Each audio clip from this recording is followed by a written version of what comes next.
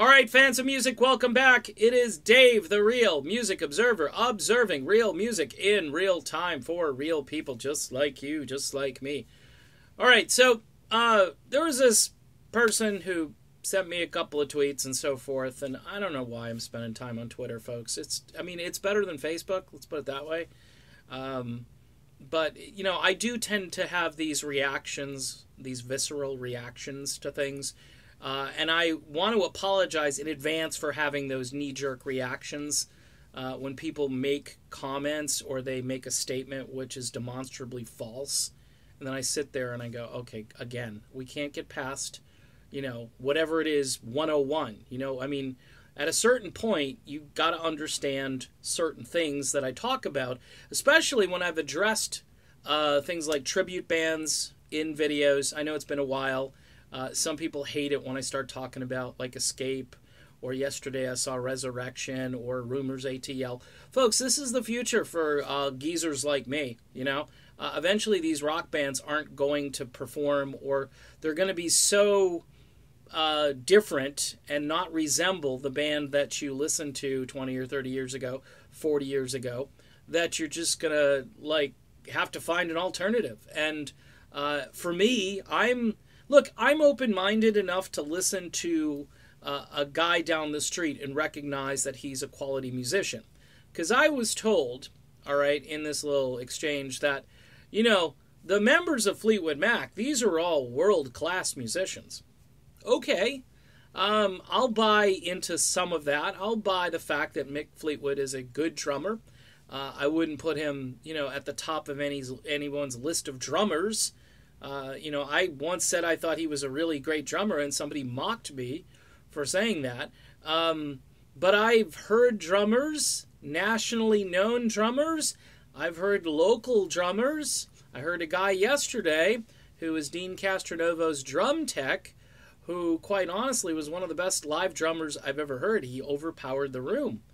So this notion that you have to be like a name brand, I'll give you a good example.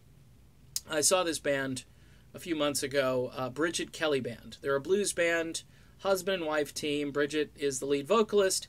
Husband Tim Fick, F-I-K, on guitar. Holy crap, Batman. I did a video about it. Didn't get a lot of views because it you know, again, I kind of live two music existences. I love a lot of this underground stuff that nobody's talking about. I like blues rock. I like West Coast music, jazzy stuff. I like all of that stuff. That's kind of my preferred musical wheelhouse. And I go back and forth. And then I take a break and I listen to straight up melodic rock. I'm not just sitting there listening to Frontiers by Journey all day. I know a lot of people probably think that. I'm kind of over a lot of that. It's good to hear bands like the band I heard yesterday, the band I heard last year up in Ohio, continuing the legacy of these groups, because there are a lot of fans that are, you know, they're not going to go spend $300. And this is the other issue, you know, yeah, get me to Fleetwood Mac, sure. I can't afford to go to Fleetwood Mac, and I wouldn't pay that kind of money to go see Fleetwood Mac when I can hear a guy like Tim Fick play guitar like a madman, lunatic, incredible, just insane. Now, you may say, well, I don't like that music, or I don't know any of that music, and sometimes I'm just about the quality of the musician, and the music is like a vehicle for them to drive through. This guy, Tim Fick, is just, he's a monster guitar player. Blues, but blues rock. I mean, he could do anything on guitar and had just insane, he had Lindsey Buckingham style energy, like Lindsey in his prime. That's the kind of energy this guy has. And he's probably, 60-ish years old, and he's just killing it out there, and nobody knows who he is. All right? Yeah, the blues circuit, the underground blues circuit, they know who he is. The Roots Music Report, they know who he is. People who've associated with him, obviously, he's just a giant. But compared to what you've been fed, especially the last 30 years or so, 25 to 30 years in the music industry, where, you know, pretty much all of the stuff that had a shot at getting on mainstream rock stations was just wiped away. Anything Americana, anything traditional, anything that didn't have tons of compression on it, anything that wasn't ridden with angst and negativity, okay, as far as subject matter. And so when people talk about, oh yeah, these are musicians that are of the highest caliber, of the highest quality, how could you like this Rumors ATL thing? Because I've listened to it. They were at Daryl's house. Now, I don't think Daryl Hall would host them at one of his clubs if they sucked, okay? Just saying that. Just throwing that out there for folks.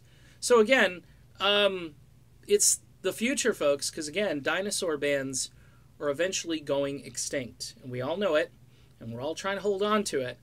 But if you're trying to hold on to past glory that doesn't exist, especially when they cast aside one of their key guys, when they didn't have to do that, because he's still viable, he's still healthy, he's still alive, and he kicks butt.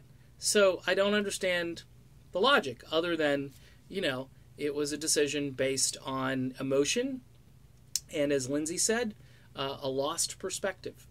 All right, done. See you soon.